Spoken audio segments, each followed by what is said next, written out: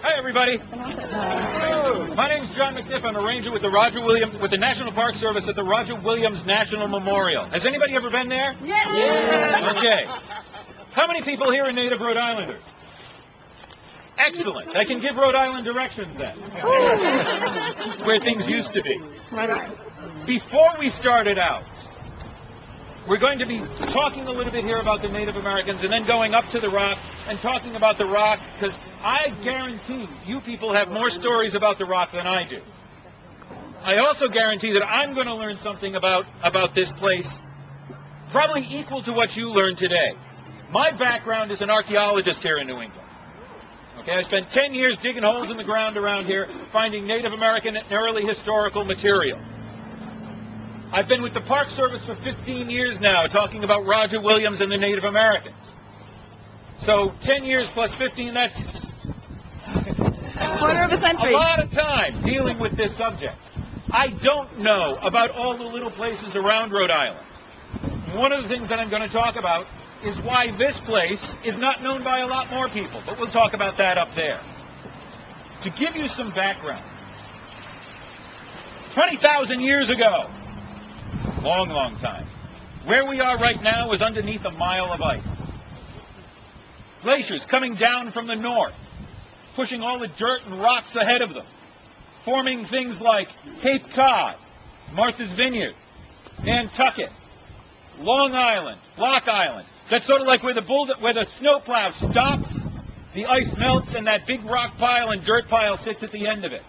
That's what they are. That's where the glaciers stop. Along the way, as the glaciers melt, rocks that were held up in the middle of it drop down to the ground. That's Hips's Rock. It's a glacial erratic. It's a big boulder that was carried down here, and when the ice melted, it just dropped right down. That's why it's sitting out where it is. Native Americans came into this area probably about 12,000 years ago. And the first people that were here were hunters, hunting mammoth, mastodon, creatures like that, the big fuzzy elephant thing. Back in the early 70s, a quahogger out off of Wickford was using the bull rake, scraping the bottom, trying to pull up some quahogs. He got stuck on something. Gave it another yank and pulled it up, and there was this huge bone. He didn't know what it was, but he was a kind of curious person. He took it to URI. They analyzed it, and it was a mastodon bone. The neat thing about it is when they x-rayed it, there was still part of an arrow point in the bone. Wow. So people have been hunting here for probably about 12,000 years. As the environment changes, the glaciers retreat, the climate changes, things get warmer. We're no longer on a savanna or a tundra. It starts to get the trees that you see around here. The Native Americans started to manipulate the environment themselves. They didn't just live in between the trees. Historical records indicate that the Native Americans set fire to the woods every year. Fast-moving fires going through, getting rid of all the poison ivy and the ticks and the fleas. Wow. And getting rid of the softwoods, the maples, the pine trees, leaving behind oak, hickory, chestnut, walnut. What do you get from all of them? Nuts. And the plants that grew back at first were grass and berry bushes, strawberry, raspberry, blueberry. Those are the things that came back first. Berries and nuts. Perfect deer and bear food.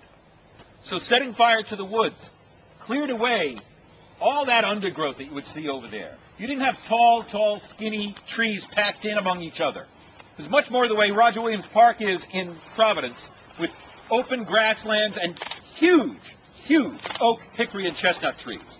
They said that 3 grown men with their arms outstretched could just touch fingers around the base of most of these trees. Take a look at the oldest houses you see. The huge beams and the wide planks. It's because the trees that grew here were absolutely magnificent. The Native Americans used this entire area as a food reservoir. Right in back of us, we've got a nice little seasonal stream. Nice little slope and then a flat land on top. Anybody here hunt?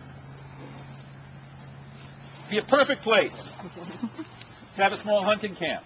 Because animals are always going to be coming to get fresh water. You get a perfect place there. You can camp there and have fresh water yourself. And if you go up to the top of the big hill or the small hill and back here, you can see for miles and see where the animals are, see where other people are. It's an absolutely wonderful spot. To give you an idea about what it looked like, even back in the early colonial days.